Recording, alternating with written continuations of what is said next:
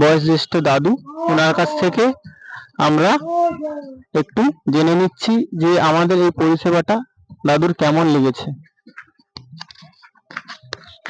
ঠিক করে আছে তো? হ্যাঁ, ঠিক আছে, বলো। এই পরিষেবাটা অত্যন্ত ভালো। গ্রামাঞ্চলে এটা খুব কম দেখা যায়। বিশেষত এটা বৈশাখ মাস, ধর্মের মাস, 12 মাসে বৎসর। এই বছরের মধ্যে 3টা মাসকে আমরা ধর্ম বলে ভাবি।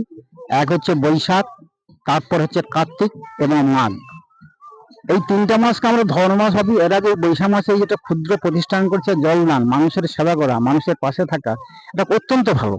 তবে এদের মধ্যে ক্ষুদ্র একটা প্রতিষ্ঠান বলা যায়, খুব কষ্টে চালাচ্ছে। মানুষের সহযোগিতা এবং সাহায্য একটু দরকার। আমি বলবো যে আপনারা পাশাপাশি যাচ্ছেন, একটু সহযোগিতা করবেন, আর তার সঙ্গে যতটা পারেন আপনার নিজের ক্ষমতা অনুযায়ী একটু সাহায্য করবেন। এই প্রতিষ্ঠানটা চালানো সবার পক্ষে সম্ভব নয়। এরা যে করছে এদেরকে ধন্যবাদ।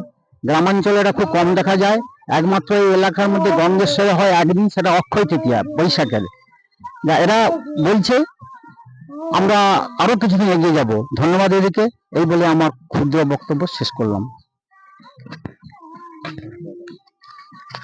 দাদুকে অনেক ধন্যবাদ।